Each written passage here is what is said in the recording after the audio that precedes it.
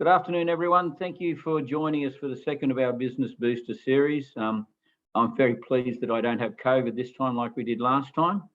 The subject today is a merger or acquisition, the next step for your business. And obviously it's been very topical and thought-provoking for a number of people. We have a very good number of attendees today. And thank you very much for all those people that have provided us with questions. This is designed to be an interactive question. If you haven't submitted a question yet and you have one that you do want to submit, please put it through the chat and we'll endeavour to answer it, provided we don't run out of time. If we do run out of time, we will respond to you directly. For those questions that we have received so far, we have used those to create some discussion points which tend to answer a number of questions which were somewhat similar, all at the same time. Some questions we will answer specifically. We will announce the best question at the end of that, which is based on the questions we'd received prior, so we had a chance to discuss it. Advivo is here to help you grow your business. This is one way that we can do that. In fact, it's the reason why we talk about mergers and acquisitions. That's a way of turbocharging, we call it, the growth of your business. So Advivo has three partners, Chris Morris, Dale Edwards and myself. Dale and I will be presenting today and answering your questions. I'll be focusing more on the acquisition side and Dale on the sales side. So if you haven't already done so, please turn on your cameras so we can see your smiling faces. Also, if you could mute, we might, if we cross you for a question or a comment, we'll ask you to unmute then, but just so we don't have any background noise. So without any further ado, we'll jump into the topic. First off, I do need to say that we always have to put up our disclaimer. So this is general advice. It's not specific to you without understanding your specific circumstances. So please take that there, but we're always open to questions after that can help you if this matter is of interest. Mergers and acquisitions is very important to me. I've had over 25 years advising in this section and looking after due diligence, valuations and merger and acquisition advice. And prior to that, in my former life, as I call it, as a banker, I funded a great number of mergers and acquisitions. And as I said, it's one of the key ways that people will look at expanding, growing their business or increasing their return on investment. So first point, why would you want to grow your, why would you want to do a merger or acquisition? Obvious answer, to grow your business. And I'm not that bad an accountant that 1 + 1 doesn't equal 3. It actually should equal, in mergers and acquisitions, more than 3. So you would look at a merger or an acquisition when you put the two businesses together, that you should get a better outcome than the two individual businesses at the beginning. You will have an increase on your return on investment. You'll grow your sales. And getting into a little bit of accountant speak, all businesses have fixed and variable costs. Your variable costs grow with your sales, but your fixed costs are static. So if you increase your sales rapidly through a merger, for example, and your rent is fixed, and you will have greater sales to offset your fixed costs. So you will actually always get more out of it. You look at economies of scale. Look at a lot of businesses. Two businesses might merge, 2 photocopiers, 2 lots of premises, whatever they are, there's things that you can cut out. So it should always be, out of any merger, 1 + 1 has got to be more than 3 at the end of the day, if you've done it right. And we can help you with some of that later on. I just want to cover off on one other thing very quickly before, because a lot of times people think a merger or an acquisition or a sale has to be absolute. It doesn't. Quite often it can be for a part of a business. It can be not even the same sort of business. So as an example, a number of years ago, one of my clients was a furniture manufacturing business in the lower end of the market. Let's call it the Amart style market. And the business was growing quite well.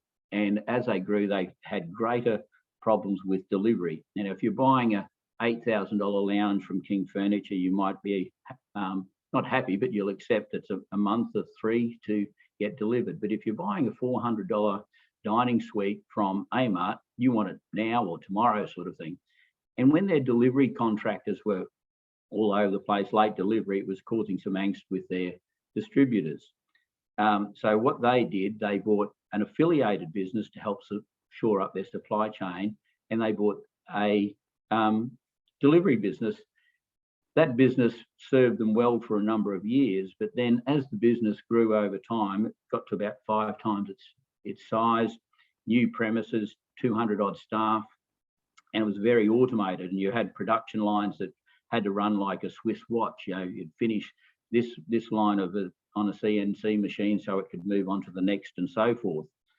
But they found then with a fleet of delivery trucks out there and 20 odd employees, they were always having distractions of problems with the delivery side, which was supplemental but not core to their business, and distracting them away from the core business was impacting on production. So they went from, at one stage, it was the right choice to buy an affiliated business to shore up their supply chain, to a later stage when the business was more powerful and had the buying power to demand from suppliers what they wanted more so than a small business. They sold the delivery business and could demand that their contractors had at least 2 trucks every day for them and all that sort of thing. So short answer is, don't always think that it has to be the whole business. It can be divisions. Quite often liquidators, when they're selling off business, will be selling parts of businesses that are different as well. So moving on, as we said, why would you want to merge with another business? Obviously, it's to grow your business, increase sales, cover your fixed costs, improve your great return on investment. It will accelerate your growth than you would otherwise by doing this, from going out, marketing, getting new clients, finding new staff, and improving efficiencies. It is a turbocharge. It's like putting a V8 in the Go-Go Mobile, but you do have to make sure you keep that Go-Go Mobile on the road with the new V8 engine. So there's a lot of tips and tricks along the way that you need to make sure to do that. Some other reasons that you would do it, very topical at the moment, is staff. Access to additional staff may well be achieved, or additional skills that you don't have that are supplementary can come through an acquisition. Like my example before, you can be shoring up your supply lines, or a vertical integration of integrating other supplemental services that are essential to your delivery of product and service upstream, by bringing in additional services and having control over that. So quite often that's not only, it's giving you that control that is beneficial, so you don't have any disruptions or poor service.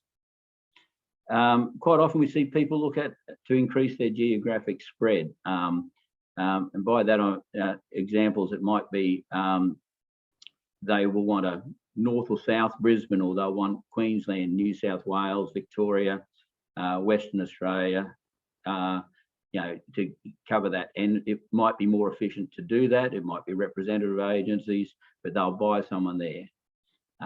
We also see a lot of acquisitions take place to take out a competitor. Now that's a smart move, isn't it? If you're going to take out a competitor, and it's going to improve your business, and it could be taking out one competitor also to block out others and give you strength in the market that will keep other people out of specific geographic areas, or just to strengthen your position and dominance in the market.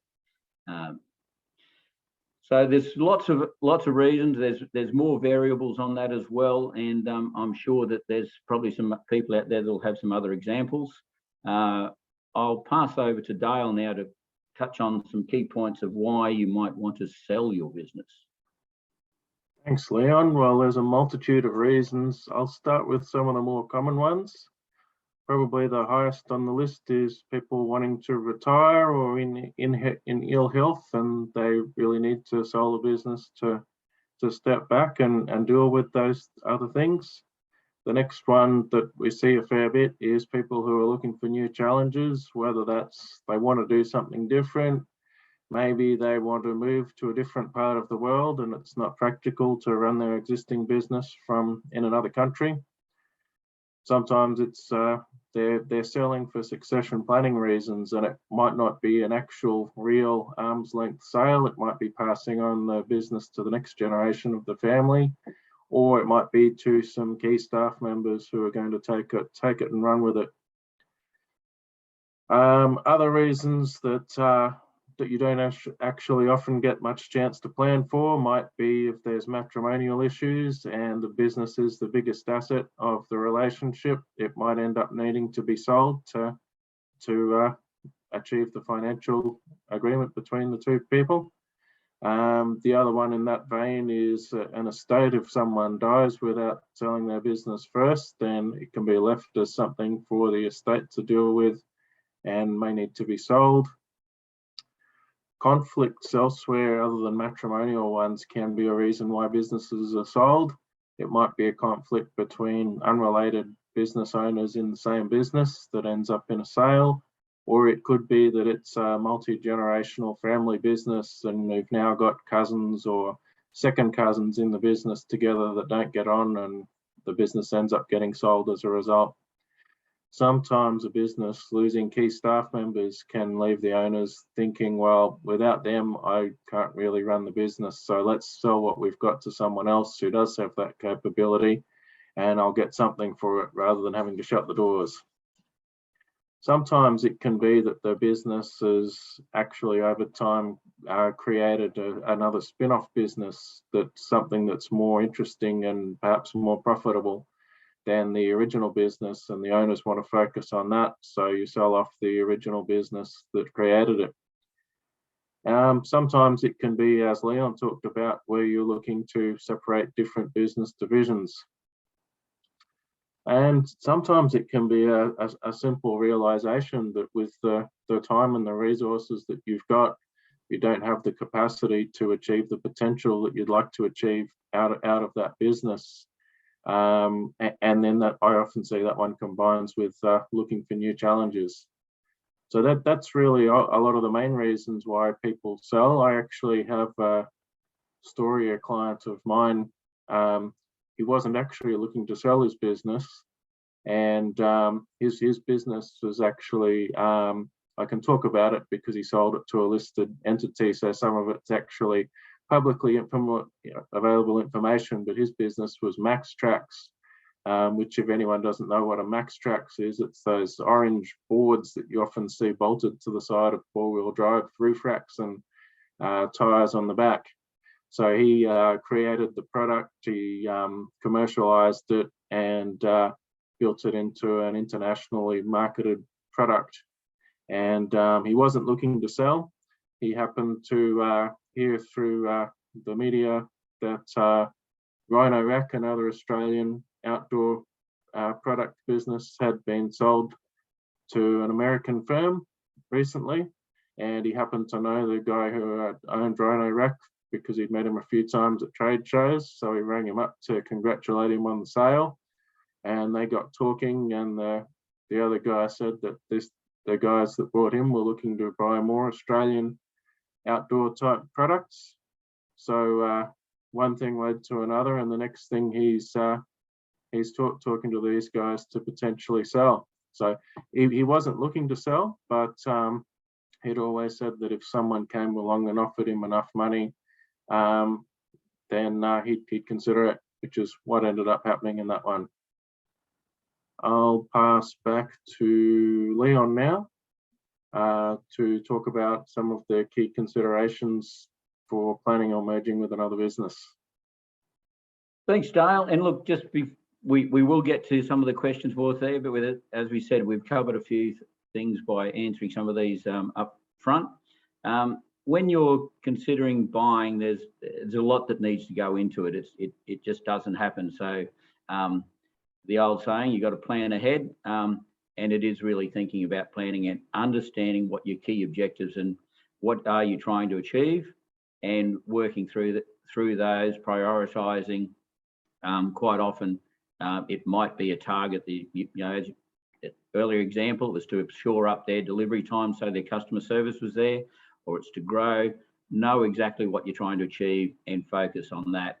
And then when you know what you're trying to achieve, the important thing then is that you've got to actually say, well, what will I not accept? And someone, well, we'll be calling someone else in later on, which we'll talk about some not negotiables. So there's things that you will want to achieve and some things that you don't want to achieve, and be firm on those, because the longer these discussions go on, whether you're buying or selling, it's like people going to an auction. People, oh no, I won't bid that much, but you get caught up in it. You've got to avoid that, getting caught up in the bluster of it all, and make sure you know exactly what your not negotiables are, what the what returns are, what terms and conditions, what price you're going to pay, all of those things before you go in there, and don't get swayed on it. You've got to remember that a lot of times when people look at buying businesses and or investments in business, they get caught up in the product and what it's all about. And it can be nice, it can be sexy, it can have all this appeal, but this is an investment decision. And Dale will talk more about this later on. But you've got to say, well, what's the return on investment I want to, does it stack up? What's its historical performance? What's the numbers look like in the future? When I go forward with that, what can I get? There's economies of scales, the savings we're talking about. And remember, you do not pay for the savings that you generate. So you buy on what it's doing at the moment, the blue sky uplift that you create out of bringing it together, your skills and competence, and the putting it together and the savings, you don't pay for that. You only pay for what they've got at the moment. You do need to, though, take a longer term view. Like a lot of things, you can't expect that you're going to walk into a new business that you're adding on and tomorrow it's perfect. So you will need to, as part of your planning and strategizing, work out what are the things you need to do, what do you need to change, and take a longer term view. And also, if you go in there and all guns blazing, etc., you know what's going to happen. You're going to upset a few of the staff, and you'll lose some key people you probably relied on there. So work out a plan, communicate with the people that are there, develop that teamwork, and that you work together to achieve things over time with a longer term view. That should be, hey, I'm an accountant, you'll have forecasts and everything like that do it, but it should all be mapped out. And it is really important that you do share that long-term view, what you're trying to achieve. It's no good telling people just what you want to achieve. It's communicating and letting them know the why that you are doing that. Obviously, that part of the planning and the forecasting, you're going to identify the efficiencies that you will achieve and slowly implement those and the cost savings that come with that. As I said, blue sky, there should always be some sort of blue sky out of this that you will want to achieve. So identify that, work towards it. A lot of people go into a lot of business decisions with the old saying of rose-coloured glasses. There's no way to say it any other way than this. There is always going to be risks and problems with a merger or acquisition. So accept that at the beginning, understand what the risks are, identify them, and then when you identify the risk, you work out how you mitigate those. And there'll be a lot of key risks that you will identify. There'll be key personnel. One of the most popular ones that we see in mergers is what's called personal goodwill. So Bill's created a business and it's been going for 25 years and it's been historically successful and profitable. Bill's done a great job building this business up. He's got good suppliers. He's got people that he pay on time. Isn't that great? Well, not necessarily, because what happens when Bill goes, and a lot of that success of that business is a result of Bill's relationship that he's built with those people. And the minute he walks out the door, they will say, oh, well, maybe, Fred down the road's been chasing me for a long time, and Jill up over there, so they've been talking to me about there. Now that Bill's gone, I don't really have a loyalty to Leon, who's just bought this business. Maybe I should have a chat with these other guys and see what's there. So be very conscious of and work through the personal goodwill aspect. And that's why from a goodwill of that person, you need to retain them and keep them on board for some time. That's if it's sale, if it's a planned and strategized sale, as opposed to they're deceased or something like that. I see Alice there, it's an insolvency issue or something like that. But if it is a planned acquisition over time, you want to keep those key people, not just the owner, but some of their key staff, and keep them on board, and the relationships, and slowly transition those relationships to new management and ownership, so that you don't get that mass exodus of customers, suppliers, etc. that can happen. That is probably one of the biggest things. And obviously, to a lot of these things I'm talking about is what we call due diligence. So your due diligence does need to be planned. Due diligence can be costly. It's one of those things that it is a bit like how long's a piece of string, and you have to agree your scope of your due diligence. So if you're buying a business that is similar to yours, and it's a bolt-on that will just expand your sales, etc., you don't need the external party doing due diligence to do market research for you and all of those sort of things. So you don't want to pay for that. So be clear about what you want covered in due diligence, what needs to be addressed, what are the risks, but also listen to your advisors. That trend, and then build into any contracts with the external parties what that transition period should be, how long it will be, and it can even be how much of it's paid and how much of it's not paid. That will depend on the time, obviously. Robust and well-researched financial forecasts. Again, we're accountants. I don't apologise for that. If you need to understand what's going to do, and that's line by line. And when we're talking about something that's new, that's different, you need to go in there and look at what line by line, what drives those numbers. It's not just the numbers. What drives it, what makes it happen, and what's the risk of it not happening. So notes, clearly understanding that. Get your independent advice. This will come up a little bit more later on, but there's legal, accounting, corporate advisory, valuations, due diligence in that, HR. Particularly if I'll come back to the thing, but HR is there for the contracts and the people. What they're doing, are they paying people right? Marketing, Jane will probably be there somewhere. I can't see her on the screen. But with marketing, there's two aspects to marketing. You need to market to the staff internally, both your own staff. You don't want to offend any of them, and the team that you're buying. So you've got internal and external marketing to your clients, your suppliers, etc., like that, and making sure that they're all on board, happy, and they understand the benefit of it. A lot of times it's straight out sales, but they're called mergers, and we call it that for a reason. So it's seen as a smooth transition. There's obviously most of these acquisitions have got to be funded, so you need your bank. Owen's there. We'll be talking to Owen shortly.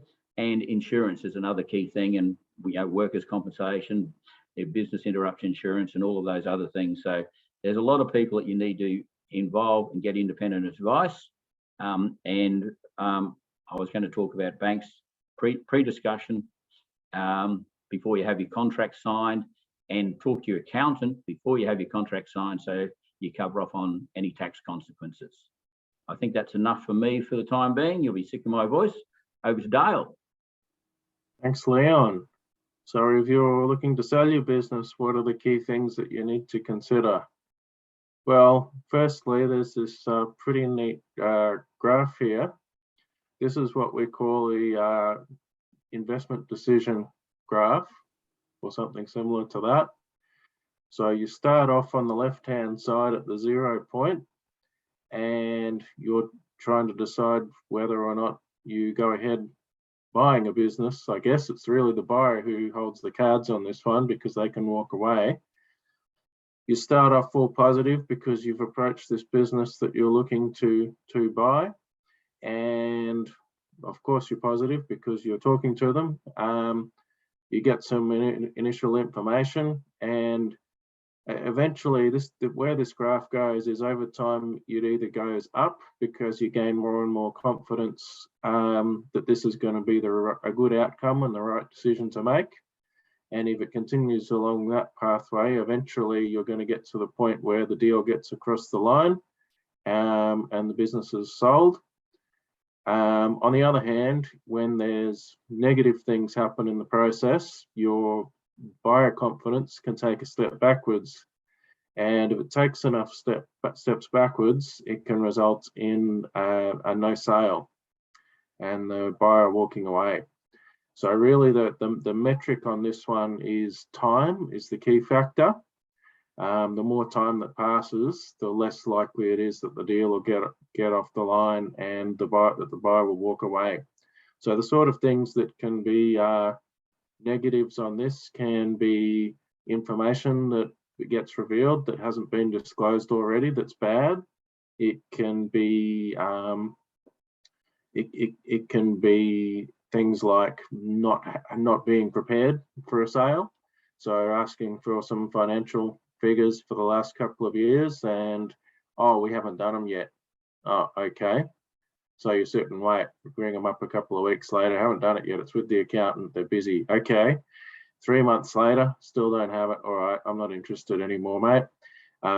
So it's really the value in this graph when you're looking to sell a business is understanding the things that you can do before you even start to market the business, so that when a buyer does come along who's interested, you've actually got your ducks in a row and you make it easy for them. The easier you make it for a potential buyer and the less surprises, the more likely you are to follow the green trajectory on this graph and save yourself wasting a lot of time with a buyer who's going to end up walking away because they didn't like what they see and you took too much of their time up.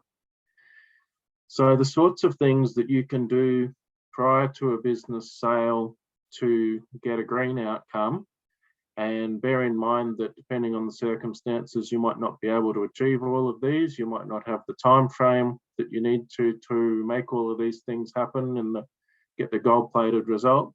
But ideally, you a lot of cases you're looking at a 3+ year time frame prior to sale to get everything ready, so that it is really clean, it is really easy, it is really transparent, and there's no surprises for a potential buyer. And the reason why it could be 3+ years, we'll go through. So first thing you need to know otherwise is detail what the business and personal risks are for you as the seller, and put mitigation strategies in place for those. So things like that is making sure you've got key staff locked in, so that if they were to walk, then that would impact on the value of your business. And that really gets onto the next one. What is the value of your business? If you're going to look to sell, you need to have an idea of what it's worth. And from understanding what it's worth, you need to have an idea of what the number is that you're willing to accept from a buyer for your business that you've spent so much time and sweat and blood on. So not knowing what the value and knowing what you're willing to accept is pretty key. So a lot of times we see business owners actually get a valuation of their business done prior to selling, so that they can understand what they might get for selling it. Oftentimes when they do that, it uncovers a whole heap of other things, because the process of doing a valuation is almost a bit of a due diligence process in itself. Case in point would be my mate, Mr. Max Trax, who did look at doing a valuation of his business some years back, well before he did sell. And Leon, who did the valuation for him, discovered that his IP was owned by pretty much every entity and person in his family group and company and trust that he was involved in.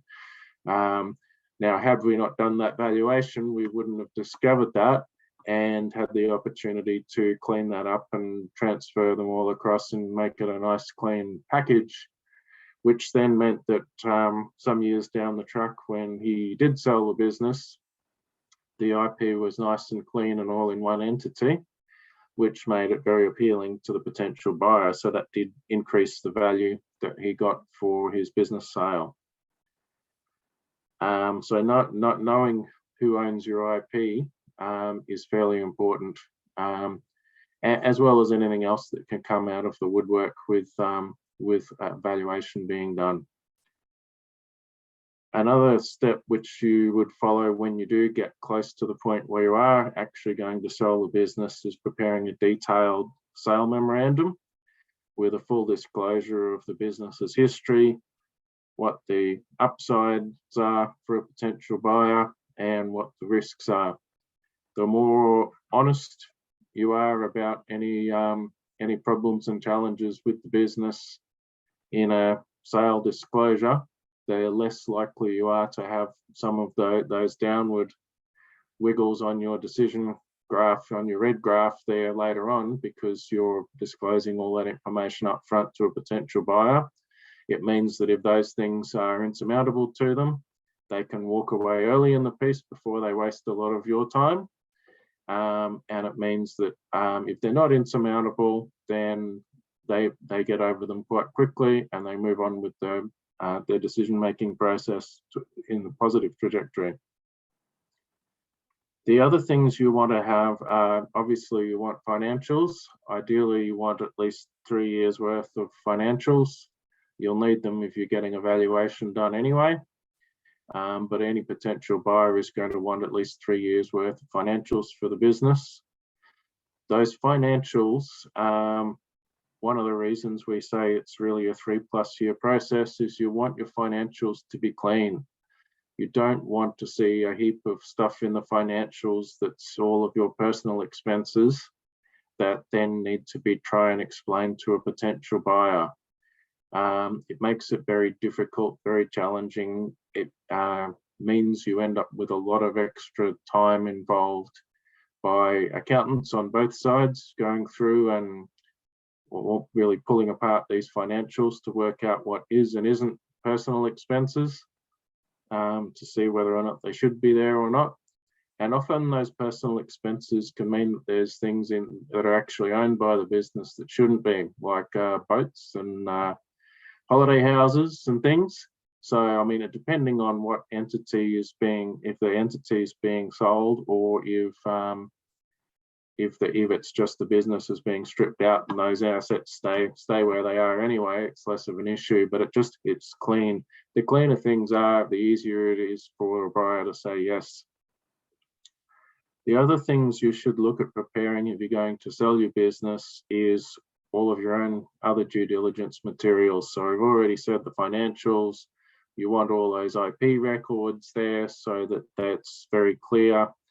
You want copies of contracts with suppliers, customers, very important, all the staff contracts and that sort of information handy. What your staff are being paid, what the years of service are, what leave they've got accrued, all that sort of information is quite important. A lot of that sort of stuff is what bigger organizations call their data room in a sale transaction. It's all the stuff that goes into the data room so that the potential sellers can look at it and review it for their own due diligence. Timing of selling and talking about it with staff, your clients and your suppliers. You don't want to do that too early. You can scare people. If I'm your customer and you're telling me that you're going to sell your business and you don't communicate that well and structure it as to how that affects me, then I might freak out and go down the road and take my business somewhere else, which means you've got less to sell. Same thing for staff. You don't want to scare your staff. So it's important to try and get the timing for that right. One exception that you do need to talk to sooner would be any staff that would be key staff, because if they don't stick around, you've got a big problem to the price you're going to get for your business. As a seller, you want to be prepared for there to be a transition period post-settlement to hand over the operations of the business to your new owner. How long that is depends on what the business is and how involved you actually are in the day-to-day stuff at the current time.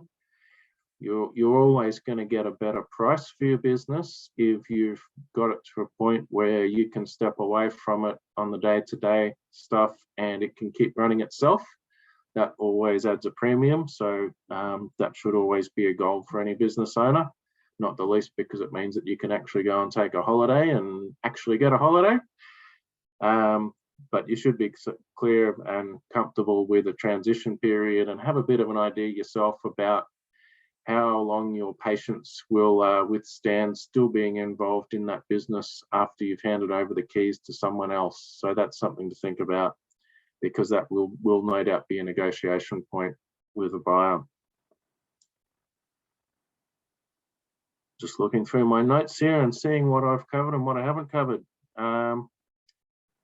I guess another key one that a lot of people don't think too much about is if you're selling your business, you really should give some thought to what you're going to be doing yourself after you've sold.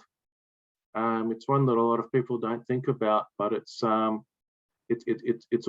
the rainbow over the top of the hill. You want to get to the end of the rainbow. So what does that look like? That can, if you have a clear vision on that, that can often help get you through some of the more challenging moments in a business sale process. If you've got something there that you're looking forward to after you get rid of the business, then that can mean that you don't get cold feet and pull out of the sale.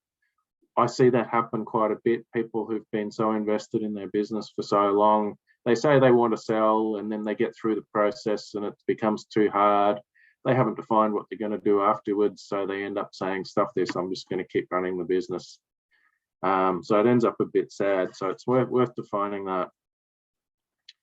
And the other thing you should consider as a business seller is how you're actually going to sell your business. So are you going to market it yourself? Are you going to take it through a business broker? Do you have industry contacts that you can approach? How are you going to manage privacy and confidentiality?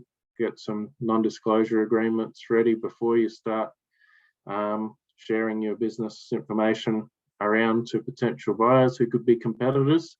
So work through that. You might need some legal assistance for an NDA on that.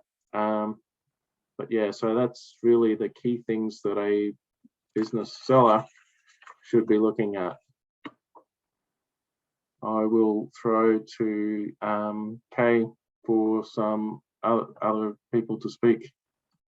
Okay, thanks, Dale. I'll just get so two most important people in the process are the buyer and seller. We'll say accountants are next, but then how does this proceed when we get to the next point? Generally we're going to have to talk to a bank. Someone's going to have to fund it. We're going to have some lawyers to prepare some formal contracts, etc. So we're going to cross over now to, first off, our first Business Booster event that we had the pleasure of Owen McGeehan from St George Bank joining us, and Owen's funded a lot of mergers, acquisitions, including one for us, and I'll say we're looking at another one as well. Thanks, Owen. The banks are most important. Owen, what do you see in mergers and acquisitions, some of the key things that people need to be conscious of, aware of, and what does the bank look for? Yeah, thanks, Leon, and thanks everyone who's dialed in today. Look, really everything that yourself and Dale have spoken about today is really things that the bank will also consider. So I sort of break it up into two main sides, the quantitative and the qualitative sides. But the quantitative, is generally done between the parties and the accountants before before it's sort of presented to the bank. And we'll really look at that 1 + 1 = 3, and really look at that and say, okay, well, how reasonable is that, in terms of, and hope sort of agreement, because Leon and the team have already sort of been through that, and say, well, what savings are there? we're going to end up with a bottom line that's, that's some way improved. And do we think, okay, that looks reasonable? Is that enough to repay the debt that's being sought? The other side we look at is more of the, the qualitative side, and it looks at how maintainable, are those earnings, that going forward, and that's really around, the culture, of the two businesses. If you sort of bring together two businesses and just look at the maths and say, well, this earns $1, that earns $1, and we're going to hopefully get $3 out of it, by putting these two together. And using Leon's example, if one is a King Furniture, a high-end, furniture manufacturer that you're, is the buyer, and it's looking to acquire a budget rate, furniture seller. What are the clients thinking about at that point in time? The people who are buying the cheaper furniture are now thinking, hang on, am I paying too much? Because I don't really want to pay for the King name. And then the King clients are now thinking, am I getting a lesser product, there? So are you actually going to then, deteriorate the earnings results of those two businesses going forward that otherwise would have actually been okay? You end up with an equation of 1 + 1 = 1.5 potentially in a couple of years' time, as those clients might lose confidence. And similarly, your staff, if you've got staff that do things in a very different way, the way they approach it, they're both selling widgets and one, but they do it in a very high-paced sales environment versus a very relationship-focused environment. You trying to bring those two businesses together is sort of going to be herding cats with a hose. So again, adding those two numbers together, yes, you might have savings, but you might actually deteriorate the top line as you're focused on trying to bring these, the culture of these two businesses together. So that's really the way that we look at it. An interesting thing around mergers and acquisition that we've seen over the last few years are even businesses that are selling are engaging their bank. They're engaging their bank because they, their bank might have assisted them in buying the business in the first place, sort of 10 years ago. They're familiar with the business and they know how much, how much debt that business can afford to repay. So and they're confident, in that business. So the seller of that business is actually bringing their bank along on the journey and introducing them to potential buyers to say, well, actually, here's a financier who's looked after this business for a number of years. They're confident in its ability to maintain earnings and will lend X a number of dollars against the value of that business, and that's giving a buyer additional confidence. On Dale's graph, they're further up the green confidence level, saying, hang on, a third party independent financier who's going to dip into their pocket to help potentially acquire this if they haven't got a war chest already and got their bank all on board, that they've actually it's been sort of reverse funded, that the buyer is the vendor is introducing the financier to the transaction, and then really the bank is just getting comfortable. Who are the new people? Do we have confidence they've got the skills and the ability to run this business the same way as the people sailing off in the sunset did? And we've done that quite a number of times. That the buyer has said, okay, we're comfortable with that bank. They've looked at this for a number of years, and we're going to stay with them. And it's obviously important for the bank because we keep the customer. So the business is our client. So that the bank is quite happy to invest that time, in terms of in talking to the parties and going on that journey with them. Thanks, Alan. And that's that point where I was in discussion with someone last week, and that actually proved the point that the bank that had been funding that business for some time was very happy to continue on with new buyers. One thing that we are seeing that when Dale was going through that list there is another thing to consider is a lot of sales at the moment have vendor finance involved in them, and it's almost become an expectation as part of the norm at the moment. Oh, and how do banks view the fact that there's vendor finance and a vendor might want some security if they're leaving some money in the business? How do the banks view that? Yep, no, that's a good point, and we do see it in a great number of transactions. I suppose the bank looks at it in a number of ways. It's seen as quite a positive. If the vendor is prepared to leave some money on the table, they have confidence that business is not solely in their head, that someone else can take over this business and achieve the same earnings, because that vendor finance is at risk. And generally will be part of a rise and fall. That if certain milestones aren't hit, that they probably won't get that money back. For that vendor finance component that they've left in. To your second point around, that they want some security. Yes, we do. Acknowledge that would need to be held, but it would need to be subordinated to the bank. So again, in terms of managing expectations that people have, that they need to, say that, that equity risk, in the vendor finance really needs to be treated as equity risk and subordinated to the bank. So security can be taken, but it's behind, the bank's interests. And the other point that the bank will really look at is say, well, if the bank is funding 50%, of the business business sale price, and the vendor is financing the other 50%, then really what is the buyer putting in there? There's no real equity risk that they're putting into it. 100% of the risk has been either passed off to the bank or to the vendor, and they're not putting any skin in the game, if you allow that sort of terminology. So unless they're providing their existing business as security, in the event of a merger, so they are putting something at risk and something in as equity, then we'd look hard at the amount of vendor finance that's in there. But certainly it is something that we would see in the majority of transactions that we come across, and there's each case is different, but we would see that in the majority of cases. Thanks, Owen. And then obviously once we've got a heads agreement there that's signed and things are moving forward, we need the lawyers involved. Andrew Young from Results Legal is, Andrew, what do you see as some of the key issues that you come up against? And one thing I suppose we didn't say, obviously an acquisition is going to be completely different if they're buying the business assets or the company. It involves more due diligence and makes your job a lot more complex in terms of indemnities and warranties. So some of the key problems that you see and key issues that people need to look out for. Yeah, thanks, Leon. I think that's been a really good summary so far of the key issues. And one of the themes that I was picking up from what everyone's been contributing has been the need for foresight, clarity, planning, and due diligence. And that's going to go a long way to avoiding any headaches down the track.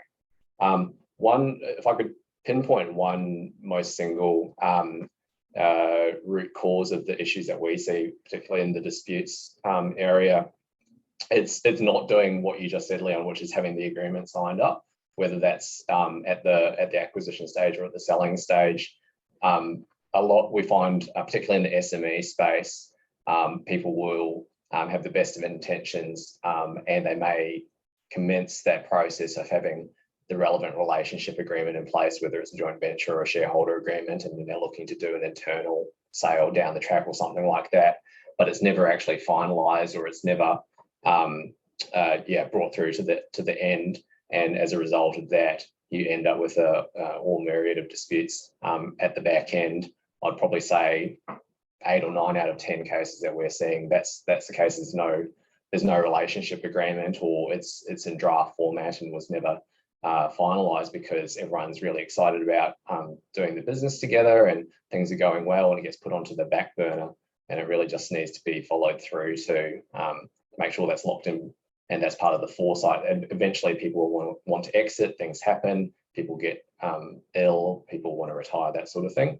And I know that's something that Advivo does as part of their service, to have health checks and regularly put things that, they're not necessarily urgent, but they're important, back on the agenda on a regular basis. And I think that's really important to get that locked in and in place. So that's one issue. Another one is with this on the selling side. A common thing that we're seeing is issues with with earnouts and the period of time that might go for. Obviously, if there's a longer period of time, there's more potential for things to change and for various factors to come in which affect that person's earnout. So we had a recent scenario where someone was subject to I think it was a 4 or 5 year earnout. The first couple of first 6 months or so were fine, but what happened was the incoming buyer instituted quite a significant cultural change, because they're a much larger organisation. That's just the way they do things, despite the representations that were made at the time of the acquisition. And as a result of that, a lot of the key staff, another thing that's been mentioned today, a lot of the key staff left or went over in-house to the key clients. That had a flow-on effect to the profit that was being generated from that client. And then before you know it, there's a large dispute about the earn-out, how it's properly calculated, whether the parties have been sticking to their obligations under the sale contract to continue business as usual. So the shorter the better, Andrew. The shorter the better. Yeah. Well, that's the practical thing. I mean, you might want to be looking at taking a lesser amount overall, but buying off some of that risk by receiving a higher amount up front and shortening the earn-out period. But that's just going to be a case-by-case basis. Thanks, Andrew. Our next person I'd like to call on is Craig Batchelor. So Craig's been going through this process, and if you can see Craig on the screen, a couple of months ago he had a head of black hair, and now he's grey. Craig, what have you learned from going through the process as a potential seller, and how's the process been for you? Thanks, Leon. After we spoke the other day, I sat down and jotted down for me some of the key learnings. So I wasn't actually looking to sell my business. I started it back in 2000. So we've been going for quite a while, but early last year I had 2 different companies approach me in a short space of time, both wanting to establish a footprint in Queensland. And so then I had to really start thinking about, did I really want to sell? And if I did, what was it worth? And so the things that I found were key learnings. I think the first thing is probably a no-brainer, but you need to make sure that you have really good legal and financial support. So people that are prepared to challenge you on some of your thinking, and you've got to be prepared to accept that. And so I'm very comfortable and happy with that level of support I've got. The other is that you've got to be really clear on what the value of your business is, and you need to be realistic about it. And I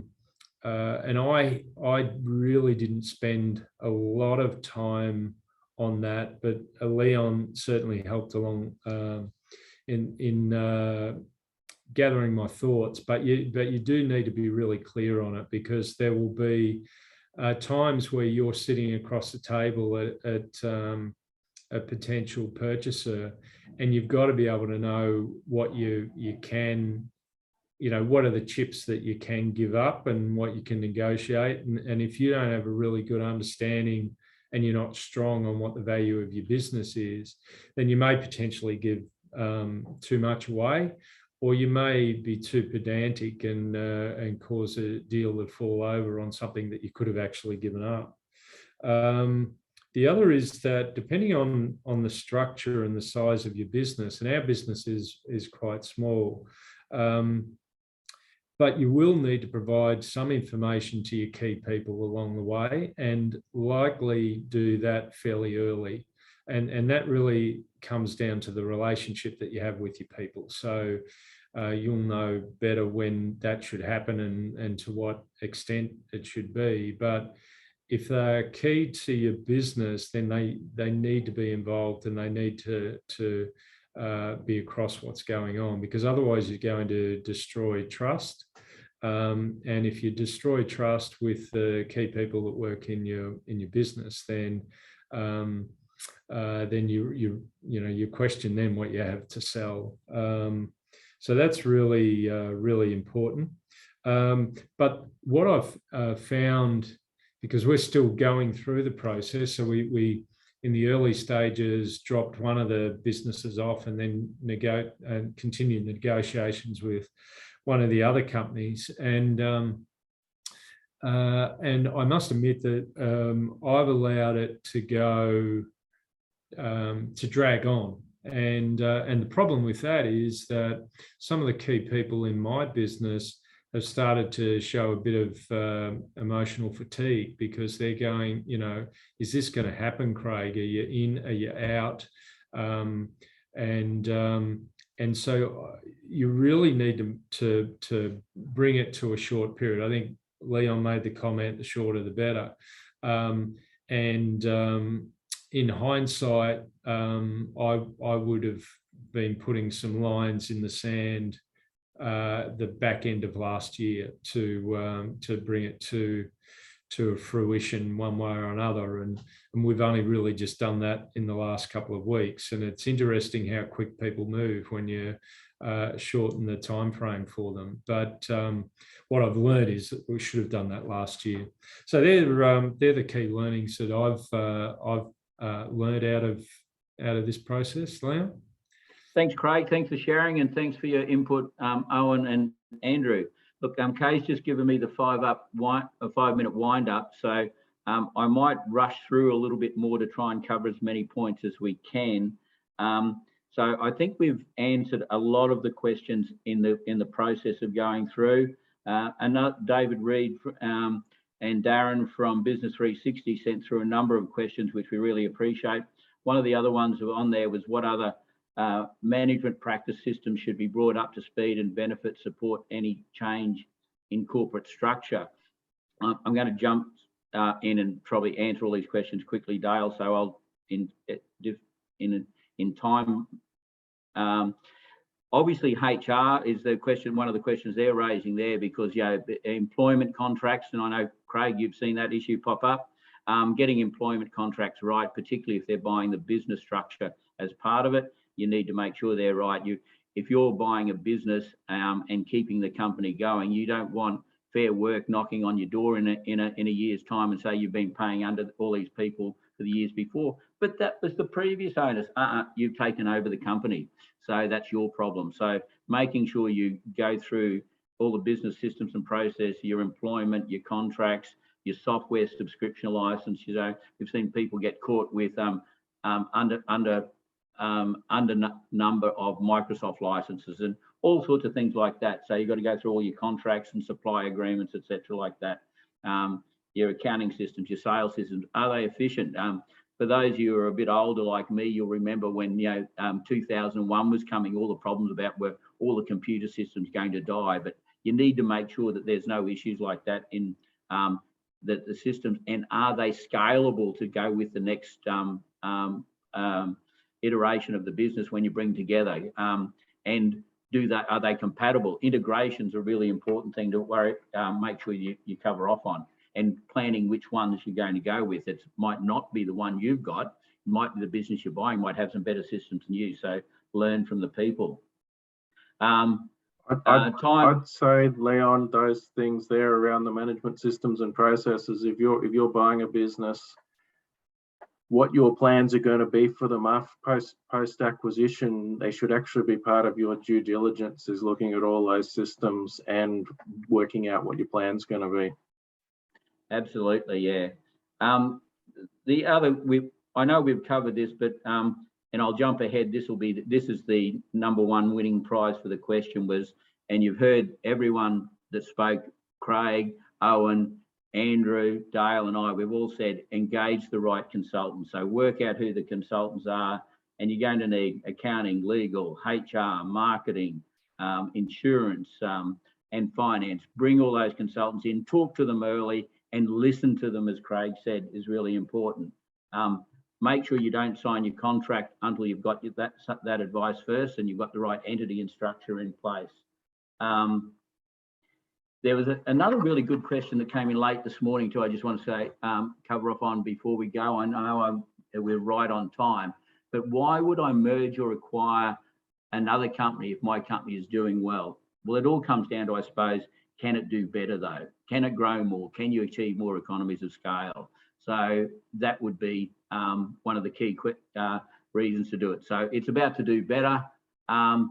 I think we've covered off on most of the other points. Just some housekeeping. So David Reed, that question about the consultants, everyone touched on that. As you saw, we saw it was important. That's why we brought in Owen, Andrew and Craig, other people to add their point. And so you're the winning prize winner for our best question. Kay will be sending out a survey afterwards. Our next event is on the Thursday, 9th of June, which is on tax planning essentials. As we're getting close to the end of the financial year, we need to make sure you've got your ducks in a row from that aspect, and you're planning and you do everything you need to make sure you don't pay too much tax and you're set up for the next year. And there are some big changes coming in the next year. God knows what an election might do to change that in between. I know that was a really rushed wrap up from me, but we're conscious of that time is important. We said an hour, we've gone a minute or two over. We do thank you all for your attendance and the participation, and we look forward to you joining us for our next Business Booster event. Thank you very much. Thank you, everyone. Thanks, Alan. Thanks, Dale. Thanks all.